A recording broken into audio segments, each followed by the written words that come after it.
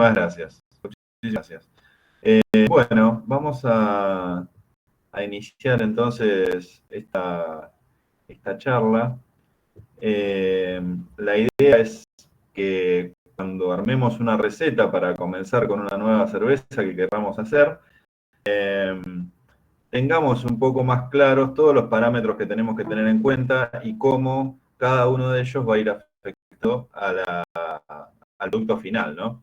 Entonces, en esta presentación, digamos, hago una recopilación de todas las cuestiones que tienen que ver con el armado de recetas, pero también afecta a cada uno de los parámetros al momento de elaborarla, ¿no? Entonces, las cosas que tenemos que tener en cuenta y cómo poder interpretar, por ejemplo, una guía de estilos para utilizarla como base de nuestra receta, ¿no?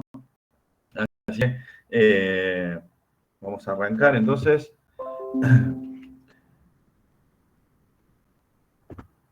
En primera instancia, lo que tenemos que saber, digamos, es cómo comenzamos a hacer una cerveza o una receta.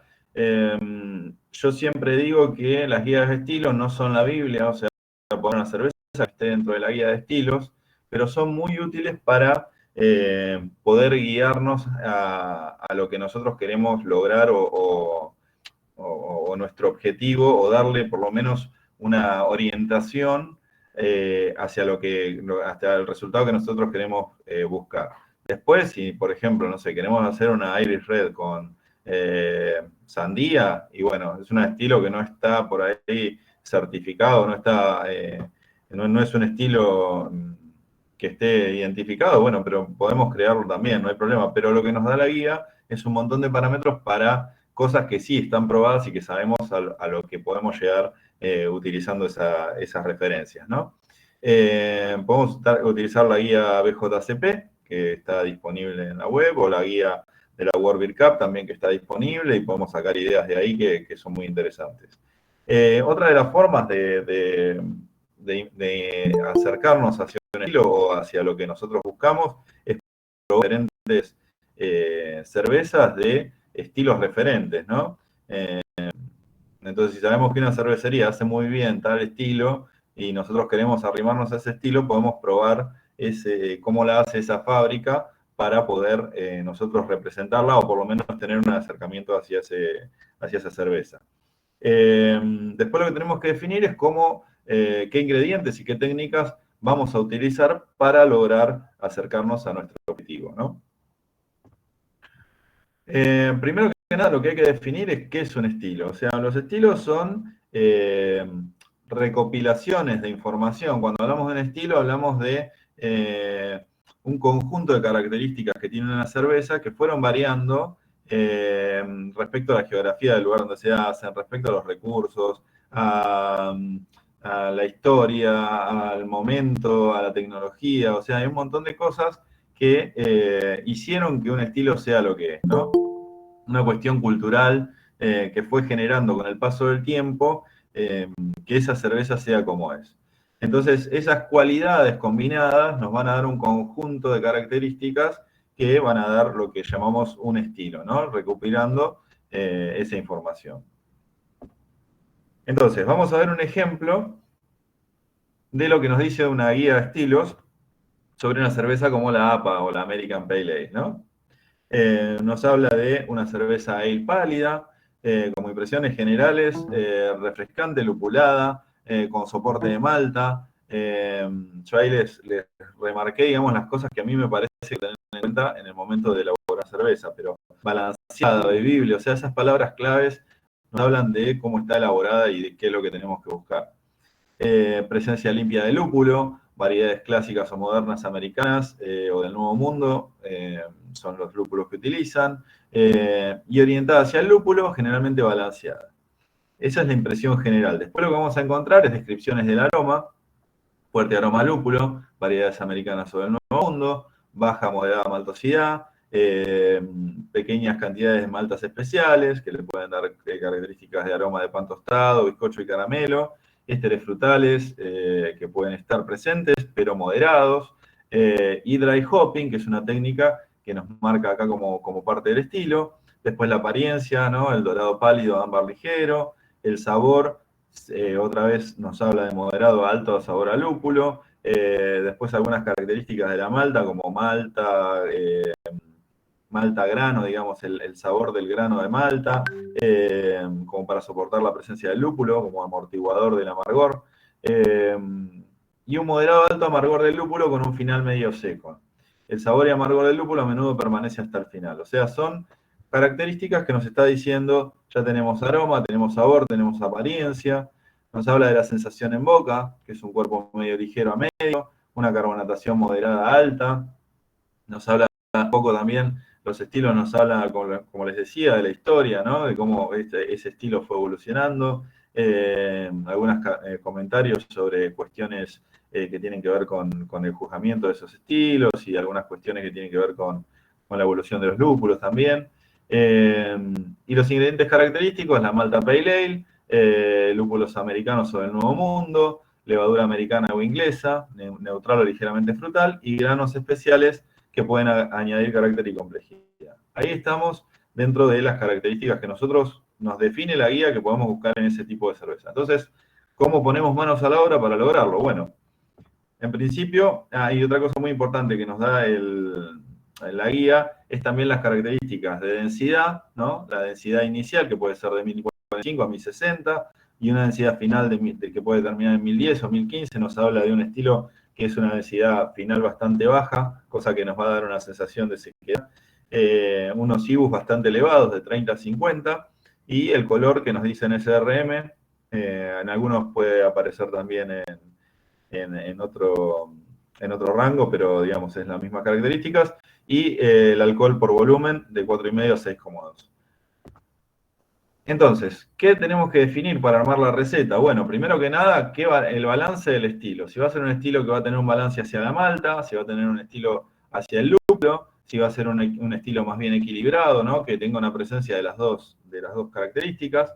Después, ¿qué tipo de agua vamos a utilizar para lograrlo? Que nos va a aportar sabor, nos va a aportar aroma, nos va a aportar sensaciones en boca, el balance de iones que utilicemos.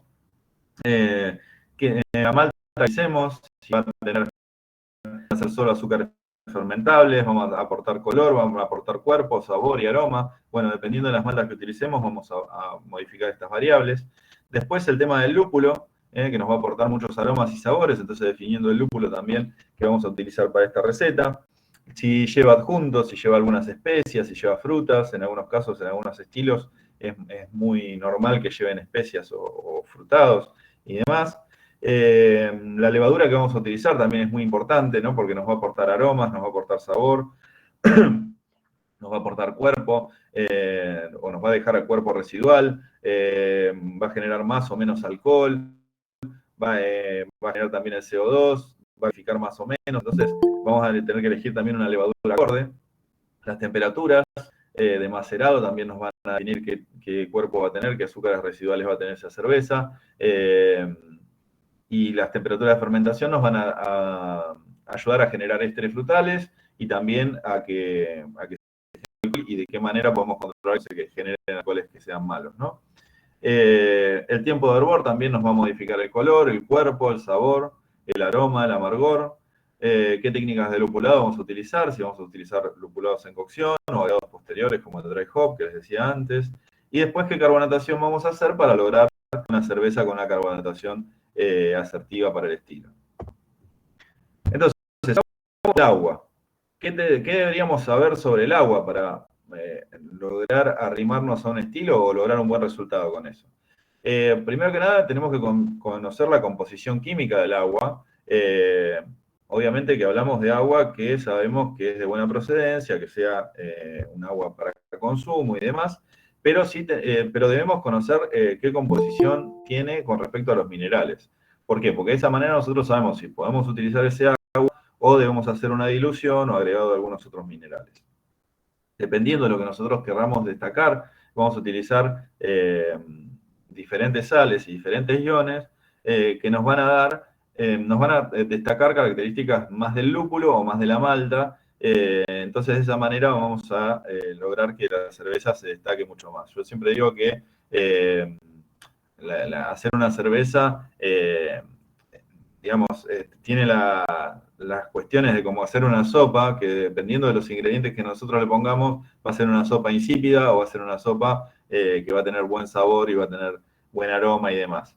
Entonces, dependiendo de las sales que nosotros utilicemos para esta receta de agua, vamos a tener mejores resultados también en la cerveza terminada. La corrección del pH es fundamental para evitar que, por ejemplo, el lúpulo se ponga rasposo, se ponga desagradable, o que los colores de la cerveza terminada sean los acordes a los que estamos buscando. Y también para un buen rendimiento del macerado, ¿no? Para una buena extracción de azúcares.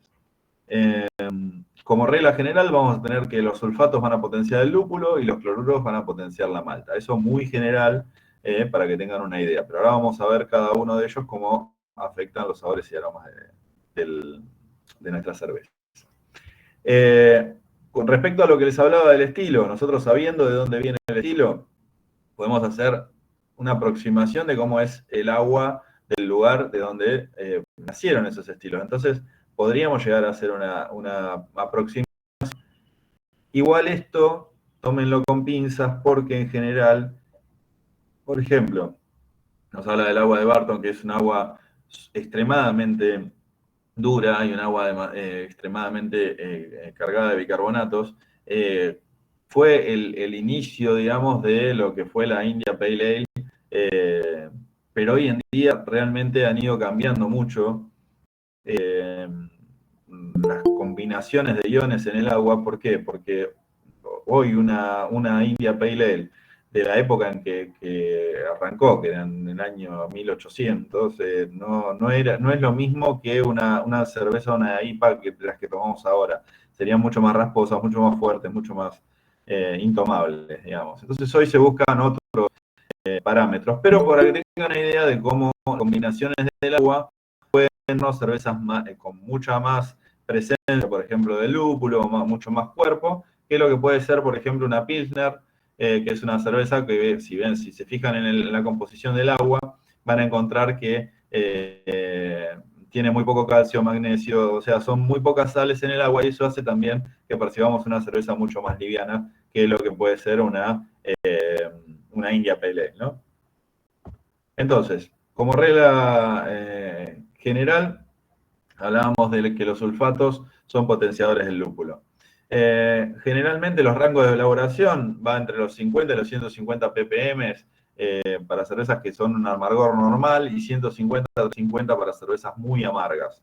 En realidad esto tómenlo con pinzas también, porque como les decía, cervezas muy amargas ya no se buscan. O sea, últimamente lo que se busca es la tomabilidad. Entonces lo que buscamos siempre son cervezas que, si bien sean amargas, pero que sean muy agradables, ¿no? Lo que le decía del sulfato es que resalta mucho el amargor seco y agudo. Es lo que ayuda a esa sensación que muchas veces van a encontrar en libros, como que se lo llama crispness, que es una sensación como de una sequedad muy, muy influyente, digamos, en el sabor del lúpulo. Y en concentraciones mayores a 400 ppm puede ser muy desagradable y arruinar la cerveza. Siempre teniendo en cuenta, ¿no?, que esto va a tener un soporte de malta. Nosotros podemos tener una cantidad de sulfato y demás, pero el soporte de malta va a hacer también que el lúpulo se destaque más o menos. Lo que sí hay que tener cuidado es con la cantidad de sales para que no nos quede una cerveza desagradable con sabores demasiado intensos, ¿no? Bueno, entonces, como les decía, en la mayoría de las cervezas que no son con un amargor demasiado elevado, se busca entre 30 y 70 miligramos por litro, que también se puede tomar como ppm, salvo las Pale Ale de Burton-on-Trent, que entre 500 y 700, pero es una cuestión que casi no se utiliza. Como les decía, si buscan una cerveza con mayor, que destaque mayor del lúpulo, busquen sulfatos. Si buscan que tenga un balance más con la malta, bueno, van a tener que buscar una relación de sulfatos más bajos. El otro ion que les decía era el de cloruro, que tiene un rango de fabricación de 0 a 200 ppm.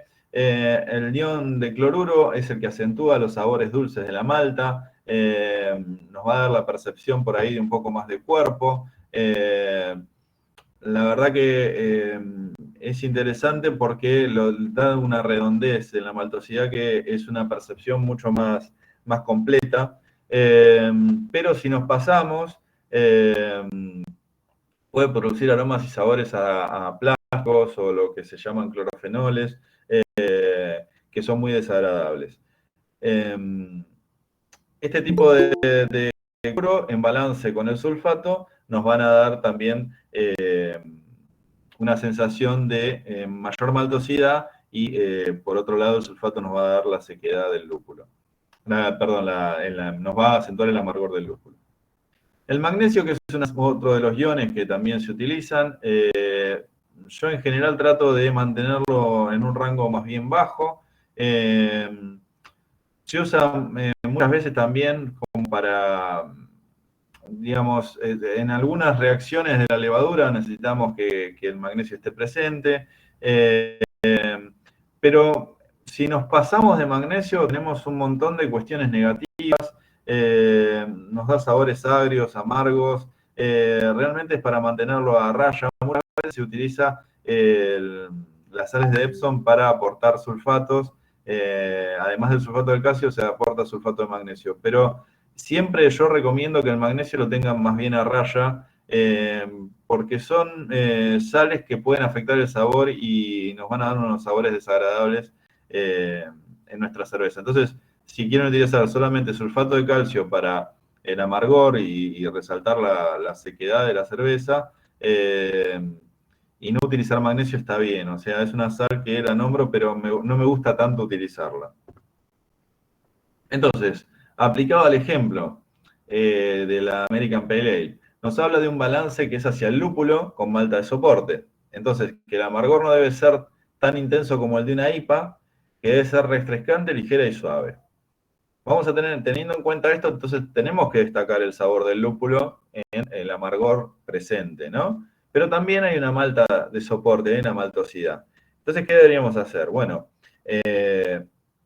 lo que tenemos que hacer es corrernos un poquito más para el lado de los sulfatos. O sea, si queremos que destaque un poco más el lúpulo, tendremos que destacar un poco más los sulfatos. Pero también tiene que haber una presencia de cloruros. Entonces no debería ser tan extrema la diferencia entre uno y otro. Entonces vamos a buscar una relación de 2:1 entre sulfatos y cloruros que nos va a hacer ese efecto, digamos. Nos va a destacar el amargor del lúpulo, pero con un sabor dulce de la malta y un poco más de cuerpo que nos va a dar una sensación agradable. Buscamos entonces 100 ppm de sulfato y 50 ppm de cloruro, que podría funcionar para este tipo de recetas, ¿no? Otra de las cuestiones que vamos a tener en cuenta para esta receta es el tema de las maltas. Las maltas, generalmente vamos a tener una composición muy alta de malta base que nos va a aportar todos los azúcares, principalmente que se van a convertir en alcohol, pero también tienen lo que se llama poder diastático. El poder diastático de las maltas es el poder enzimático que va a hacer que los azúcares complejos que están dentro del grano se transformen en azúcares simples que va a poder comer y transformar la levadura. Entonces, las maltas bases son las que van a aportar ese tipo de poder enzimático, el poder diastático. También nos van a aportar la mayor cantidad de azúcares fermentables, ¿no? Dependiendo también después del macerado. Nos van a aportar un color más bien bajo, la malta base no es una que aporte demasiado color, dependiendo de la malta base que elijamos van a tener más o menos importancia en el color. Aportan proteínas también que son muy importantes. Vamos a utilizar la cáscara como lecho filtrante, por eso es importante tener una buena molienda, ¿no? Que nos permita tener, además de harina, nos va a permitir tener grano molido y nos va a permitir tener las cáscaras que las vamos a utilizar como lecho filtrante en el macerado. Y se podrían utilizar hasta un 100% de maltas bases en la receta sin ningún inconveniente. El tipo de maltas bases que elijamos, bueno, como les decía, está la malta pale o pálida, que tiene un mayor poder diastático, tiene un color de 3 Lovibond, o sea, es un color bastante bajo. Después la malta del tipo Pilsner, que tiene mayor proteína soluble y un sabor un poco más suave que la pale. Después está la malta Viena, tiene un poco más de color, tiene mayor tostado, tiene mayor sensación de maltosidad, nos va a aportar mayor sensación de maltosidad. También la malta Munich, que también tiene un color mucho más elevado, nos va a dar mayor tostado y mayor maltosidad. Y la malta de trigo, que generalmente se utiliza en estilos alemanes como malta base, se utiliza generalmente un 50% del estilo, de la receta, y si no, la podemos utilizar como adjunto, que también funciona como para aportarle un poco más un toque de acidez, un toque de esa sensación cremosa del trigo. Bueno, son cuestiones que, que nos aporta ese tipo de malta. Una cuestión esto para que lo tomen muy entre comillas, pero bueno, en esta tablita yo les puse más o menos que para 20 litros de cerveza, dependiendo de la densidad inicial que buscamos posterior al arbor, podemos hacer un cálculo de lo que deberíamos utilizar de kilos de malta base, pero bueno, esto es muy... es como para que lo tengan muy con pinzas, ¿no? Después tenemos las maltas caramelo. Las maltas caramelo son maltas base, digamos, que se hornean a alta temperatura para caramelizar los azúcares que están dentro del grano. En este caso ya no tenemos el poder enzimático, el poder diastático, ese que les decía, de transformar azúcares, pero sí nos van a aportar, dependiendo del tostado que tengan, nos van a aportar mayor color, nos aportan azúcares que no son fermentables, azúcares residuales, que ese caramelo que se genera, la levadura no lo va a poder procesar, y aportan algunos sabores y aromas que van de caramelo suave hasta azúcar quemado, ¿no? En este caso, se recomienda no utilizar más de un 20% de este tipo de maltas en la receta total. ¿Por qué? Porque nos van a dar una cerveza demasiado dulce y después va a costar mucho compensar con lúpulos. Entonces, hasta un 20% está dentro de lo normal. Después las maltas tostadas, más allá de lo que es el secado y el horneado de las maltas caramelo, en este caso se las procesa con un tostado mucho más fuerte, a mayor temperatura, y eso lo que le va a dar es un color mucho más oscuro, sabores y aromas mucho más intensos, como a nuez, galletitas, chocolates, café, ¿no? Ya son aromas más tostados y se utilizan en muy pequeñas cantidades. ¿Por qué? Porque también nos van a aportar algunos sabores que pueden llegar a ser astringentes, pueden subir demasiado la acidez de la cerveza. Entonces hay que tener cuidado con el uso de este tipo de granos. Sirven para ajustar color, no tienen poder diastático, es nulo. Y yo lo que recomiendo, o se recomienda en general, es utilizarlas durante el recirculado para evitar justamente las astringencias. Igual, en pequeñas cantidades, yo en mi experiencia no he tenido problemas de astringencia con la utilización de este tipo de granos. Como les decía, algunas de ellas son la malta de tipo chocolate, que nos va a dar algunos aromas a chocolate, carácter tostado, algunos aromas a pan tostado, tiene un color rubí oscuro, es una buena malta para ajustar color sin aporte de demasiados tostados. No tiene la intensidad, por ejemplo, de una Black Patent, que es una cerveza, es una malta negra que se utiliza también con unos tostados y quemados muy intensos. Tiene unos sabores como a quemado y demás que está muy bueno para equilibrar, o aportar color o aportar aromas de este tipo, pero si nos pasamos nos va a dar una sensación desagradable. Entonces hay que mantenerlo con mucha cautela. Después hay otras maltas que son especiales que se pueden utilizar para cervezas especiales o como complemento también de algunos estilos para darle mayor complejidad. Las maltas ácidas, por ejemplo,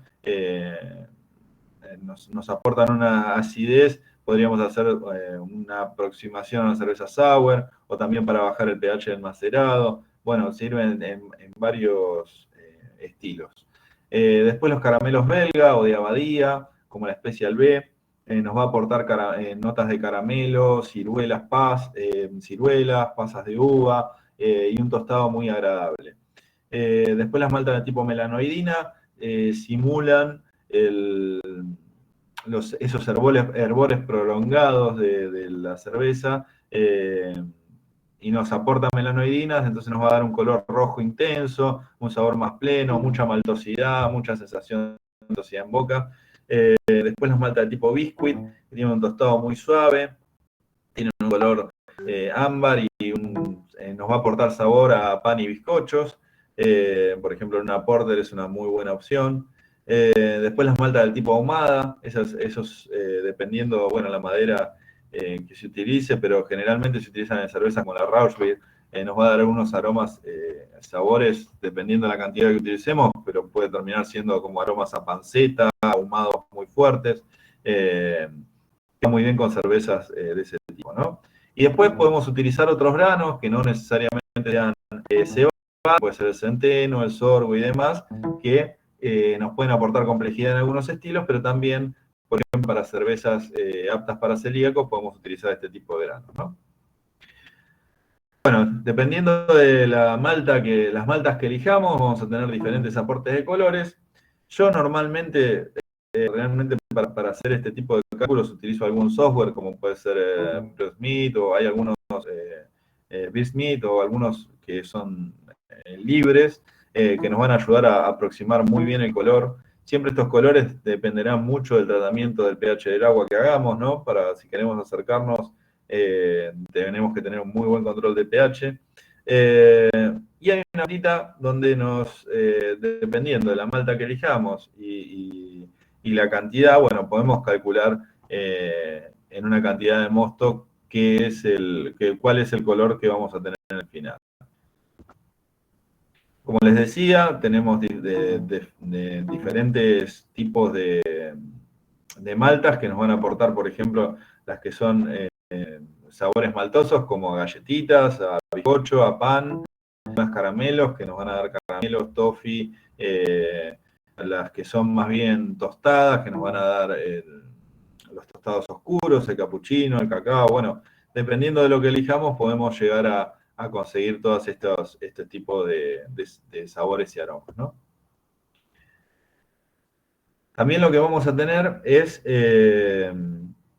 una cuestión que es muy importante cuando nosotros definamos qué es el objetivo, qué cantidad de azúcares residuales vamos a querer en nuestro mosto. Entonces, una de las cosas que tenemos que saber es que dependiendo de la cantidad de azúcar que nosotros queremos que quede al final de la fermentación, vamos a tener que elegir un macerado a mayor o a menor temperatura. ¿Por qué? Porque esas enzimas que les nombraba, que están dentro de la malta, que van a influir sobre los azúcares y van a ser azúcares mucho más fermentables, trabajan a unos rangos de temperatura que si nos vamos muy arriba, nos van a dejar azúcares más complejos, y si nos vamos un poco más abajo, nos van a dejar mayor cantidad de azúcares fermentables. Entonces, si nosotros queremos una cerveza muy maltosa, con mucho azúcar residual, muy corpulenta, vamos a tener que corrernos para el lado de los 70 grados, o sea, más para arriba. Si nosotros buscamos cervezas más bien secas y de cuerpo liviano, vamos a tener que corrernos para abajo.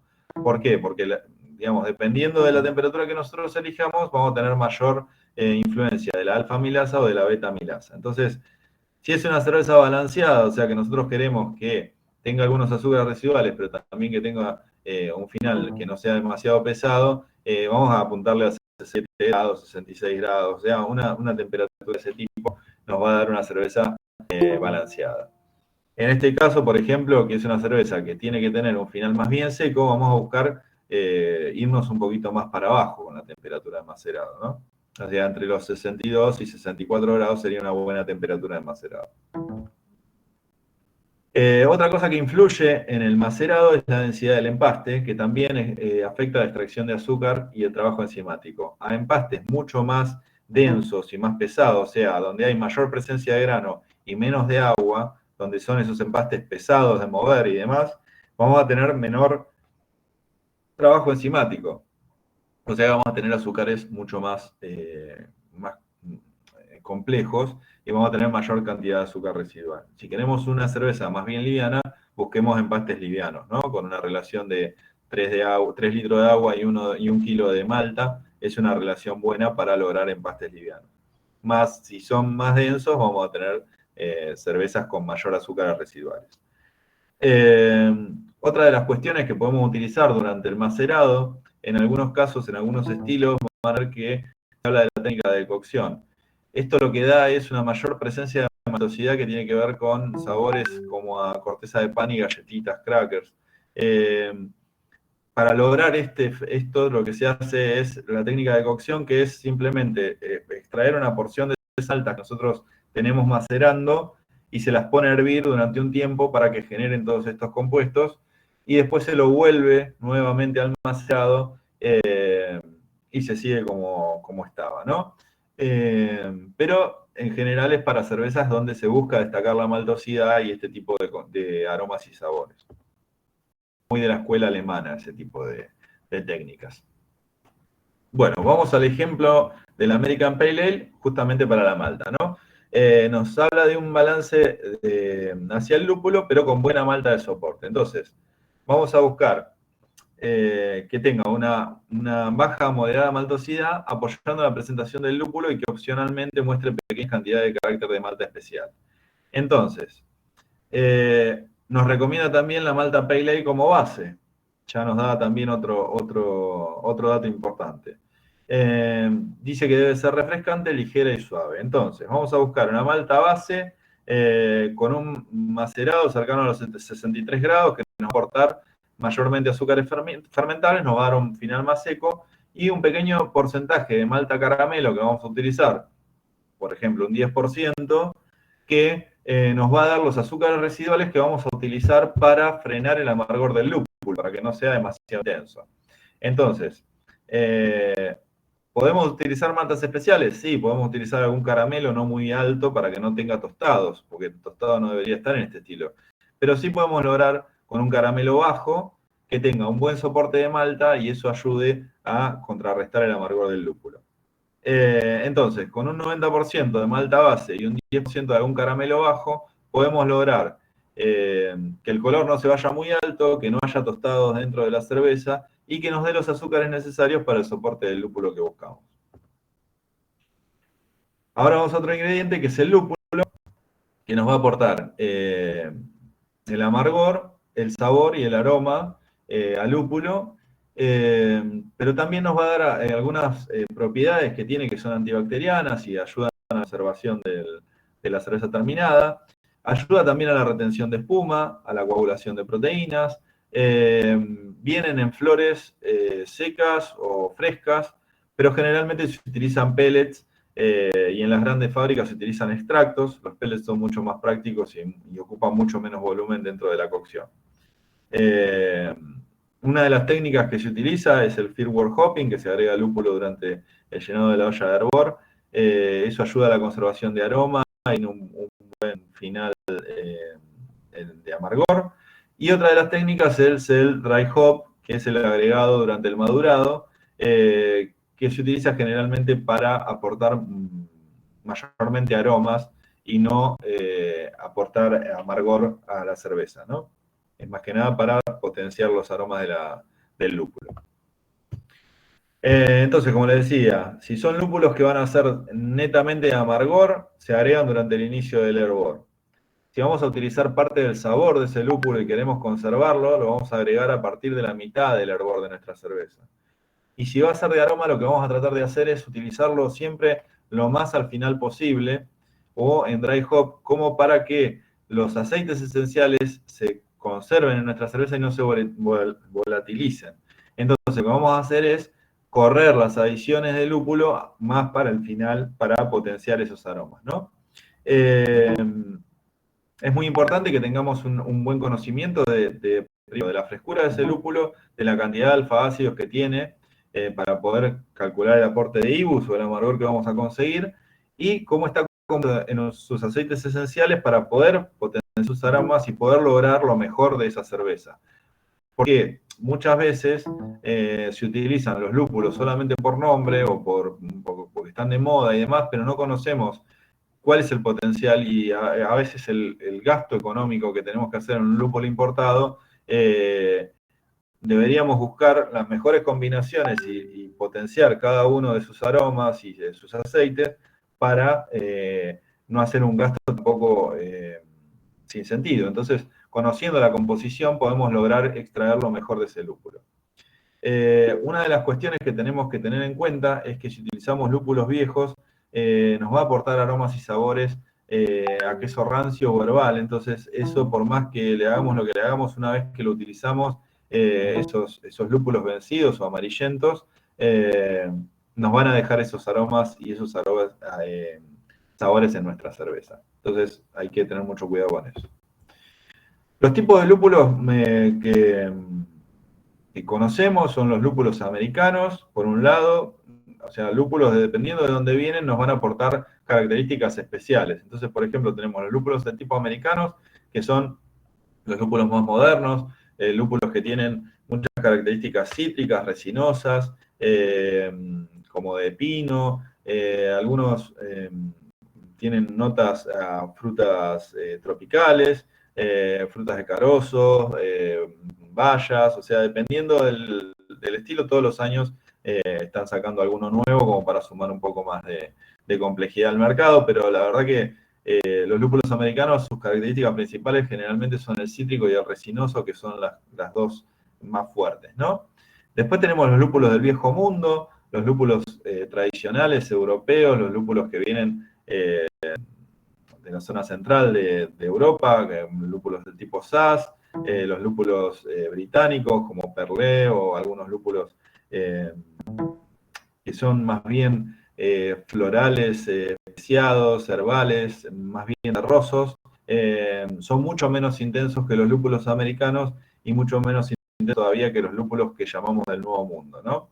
Los lúpulos del Nuevo Mundo son lúpulos que nacen en Australia, Nueva Zelanda, como lúpulos experimentales, y que empezaron a tener mayor repercusión, sobre todo con el uso en las IPAs, que son lúpulos muy intensos, tienen muchos frutados, muchas frutas tropicales, algunos como uva blanca, como Nelson Sauvin. Son lúpulos generalmente que son muy intensos y muy raros, ¿no? Y muy ricos. Y después tenemos los lúpulos del tipo Saaz, que son llamados los lúpulos nobles, que son los lúpulos que más se utilizan en Europa, y son lúpulos que no son agresivos para nada, son muy suavecitos y muy agradables, y van muy bien con cervezas como puede ser las Pilsner checas, ¿no?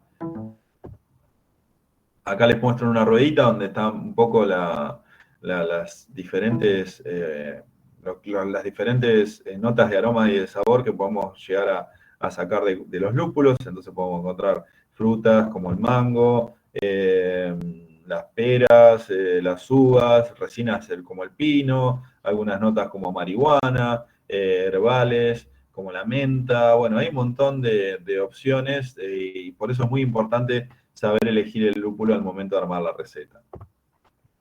Aplicado al ejemplo del American Pale Ale, nos habla de un aroma fuerte al lúpulo, moderado o alto sabor al lúpulo. El balance es hacia los lúpulos finales y amargos, o sea, tenemos ahí una combinación de los dos. Moderado o alto amargor del lúpulo.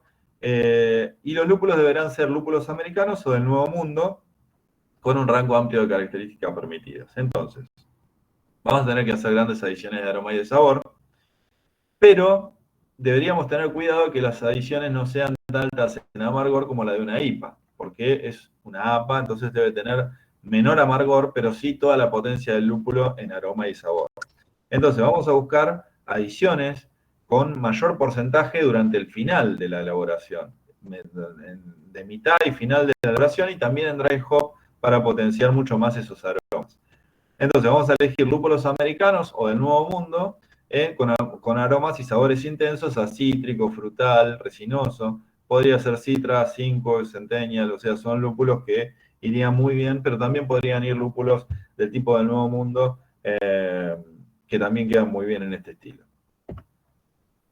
Otra de las selecciones que tenemos que hacer es de la levadura. La levadura es un hongo unicelular, se reproducen y crecen en presencia de oxígeno y fermentan en ambientes anaeróbicos. Se alimentan de azúcares simples, generan alcohol y CO2 y generan otros subproductos de sabor y aromas. Generalmente los vamos a encontrar secas o líquidas. Son realmente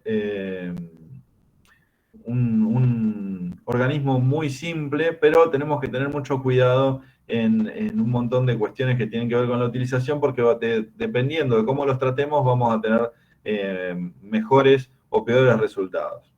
Tenemos dos grandes ramas de levaduras, que son las del tipo Ale, que fermentan a una temperatura entre 16 y 22, son de fermentación alta, o sea, hacen la fermentación sobre el mosto, y generalmente nos dejan cervezas que no son tan limpias, con algunos sabores como los ésteres frutados, o sabores y aromas como los ésteres frutados, algunos fenólicos especiados, que son característicos de esta cepa.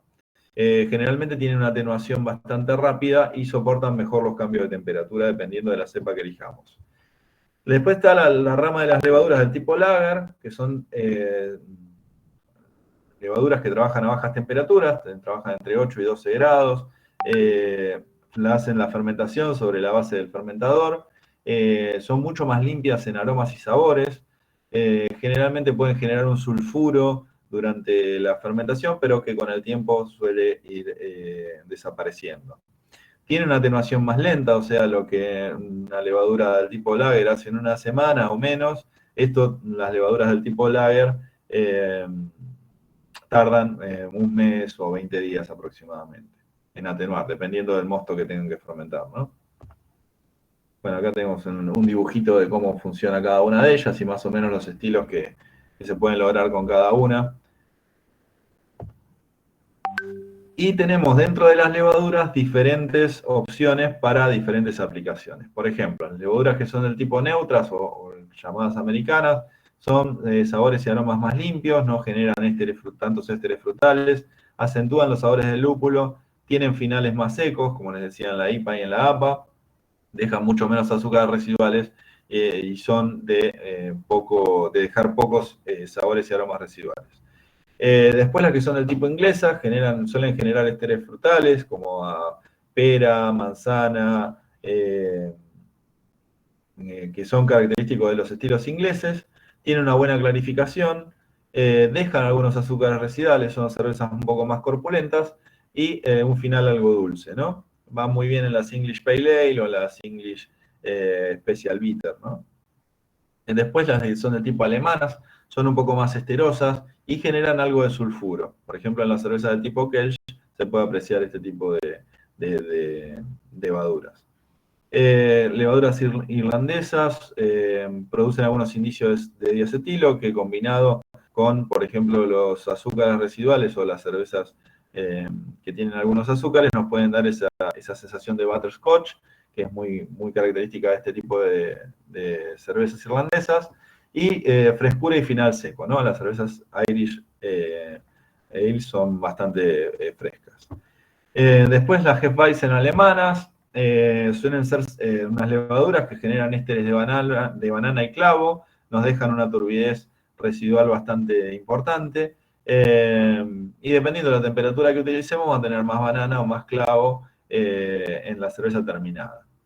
Después las que son las cervezas de las levaduras del tipo belgas van a ser más especiadas, algunas son frutales, como las que tienen las Triple Ale, por ejemplo, son cervezas que tienen ese toque de ciruela muy, muy característico y son muy atenuantes, resisten muy bien el alcohol y terminan con cervezas con muy baja cantidad de azúcar residual y un alcohol muy elevado, ¿no?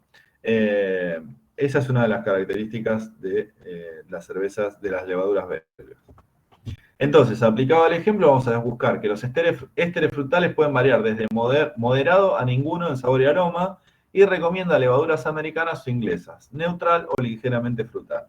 Entonces, ¿qué podríamos elegir para esto? Y yo, para esta receta, elegiría una levadura de tipo americana o neutra, que puede ser la S05 de Fermentis o la Brie 97 del Aleman, aunque podríamos utilizar alguna levadura inglesa, pero siempre tratando de controlar la temperatura en un rango en el que no genere demasiado frutado para que no interfiera con el lúpulo, ¿no?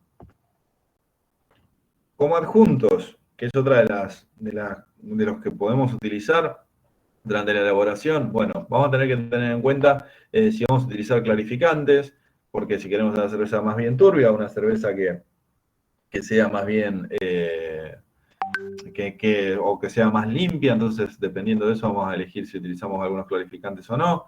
Si lleva especias, si lleva, por ejemplo, cardamomo, coriandro, enebro, algún picante, eh, puede ser también otra de las características de esas cervezas.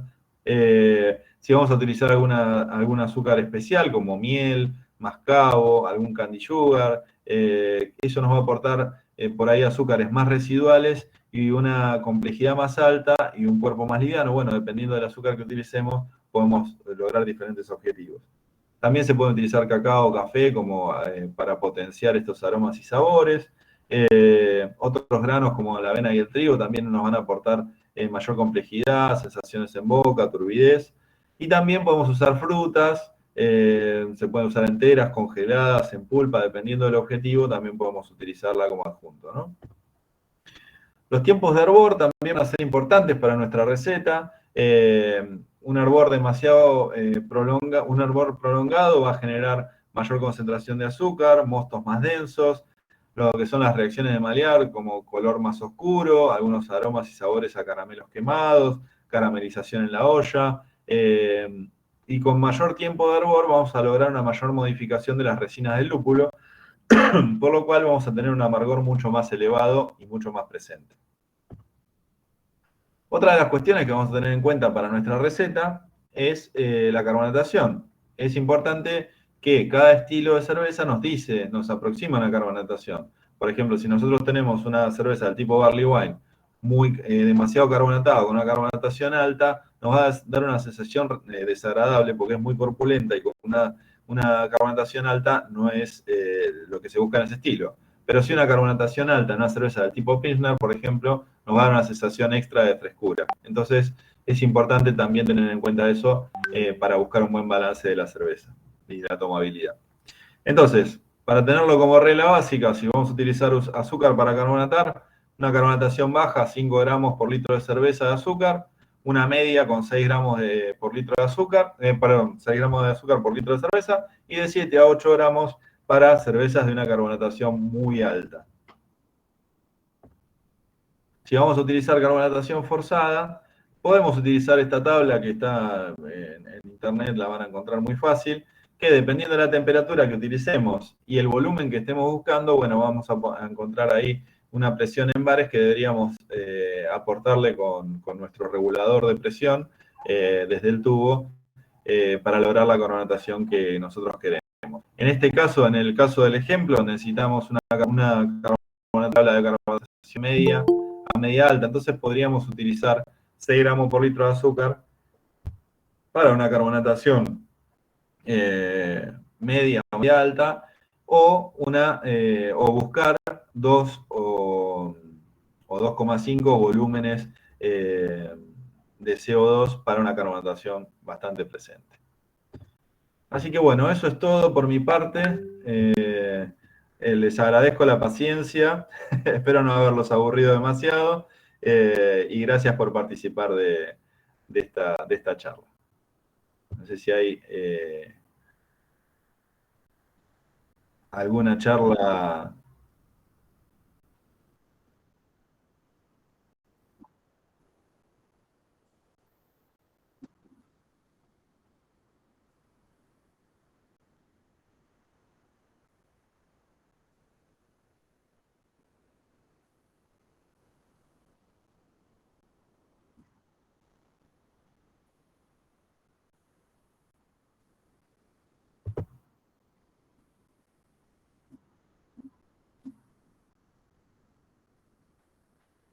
Ujú.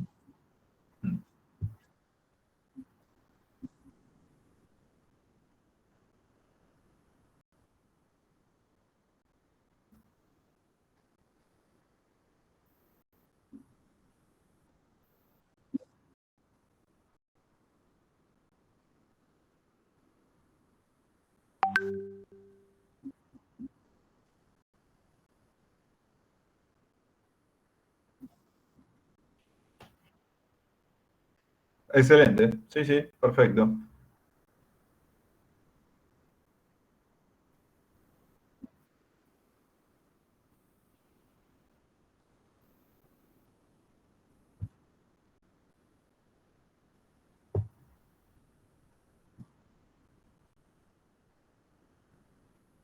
Bien.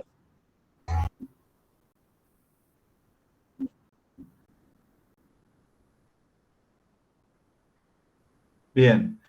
Mira, desde mi experiencia, hay varias formas de agregar las frutas, todo dependerá del objetivo que estemos buscando. Muchas veces las frutas se utilizan, a mí me gusta, por ejemplo, agregarlas en algunas cervezas al final o durante la fermentación. ¿Por qué? Porque eso va a hacer que consuman los azúcares, pero que nos quede la presencia de los aromas y los sabores de las frutas.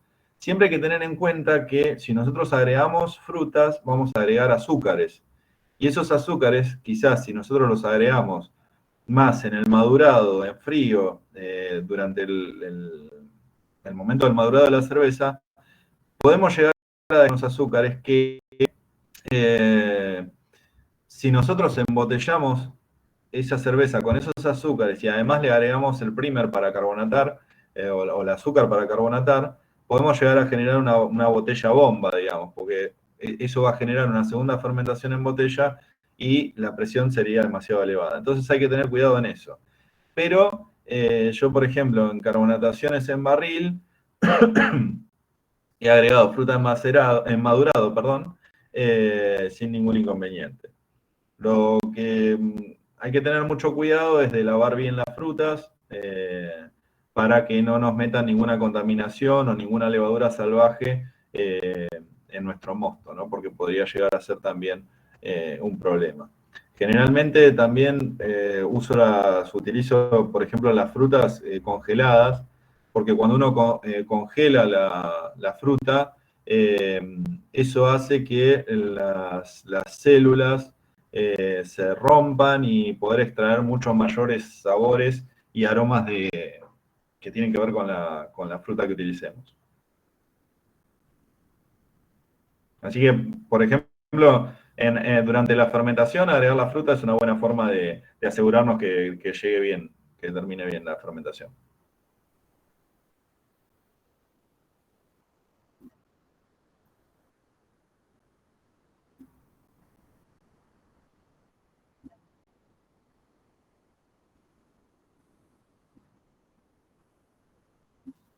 Bien. Eh, a ver, el agregado de avena para potenciar sedosidad y cuerpo a la cerveza. Lo podés hacer durante el macerado. Eh, Ahora, dependiendo el tiempo y la temperatura del macerado, dependerá mucho del estilo que vos elijas hacer. Eh, pero si vos estás buscando potenciar sedosidad y cuerpo, te diría que busques temperaturas más altas de macerado. Una temperatura cercana a los 68 grados, 67 grados, más el aporte de avena, te va a dar una cerveza bastante corpulenta. Sí, busca temperaturas más bien altas. La stout, dependiendo del tipo de stout que utilices, tenés stout mucho más secas y stout mucho más eh, con mayor cuerpo, como una oatmeal stout, por ejemplo. En este caso, si agregas avena, sería una oatmeal stout. Yo creo que tenés que buscar una temperatura alta, cercana a los 67 grados de macerado, y el agregado de avena te va a dar un buen resultado.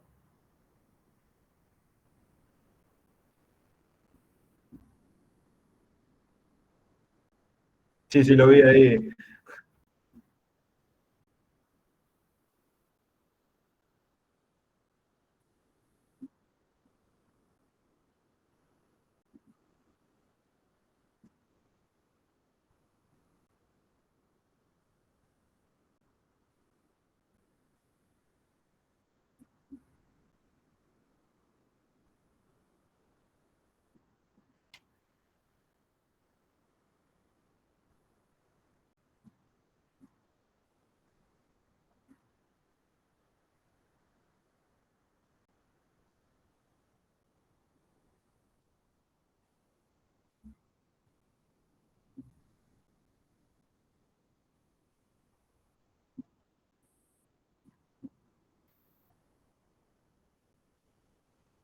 No, por favor.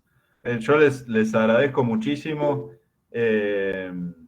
por la invitación y cualquier consulta o cuestión que les haya quedado, se pueden comunicar conmigo a mis redes, me buscan en Instagram, en Facebook o lo que necesiten y siempre dispuesto a contestar sin ningún problema. Así que agradecido por la participación. Voy a sacar una fotito, así ya los dejamos registrados en este momento, final. Todos pongan una sonrisita. Buena onda. Bien ahí. Bueno, gracias a todos. Gracias por la buena onda. Un abrazo, muchachos. Gracias a ustedes. Gracias.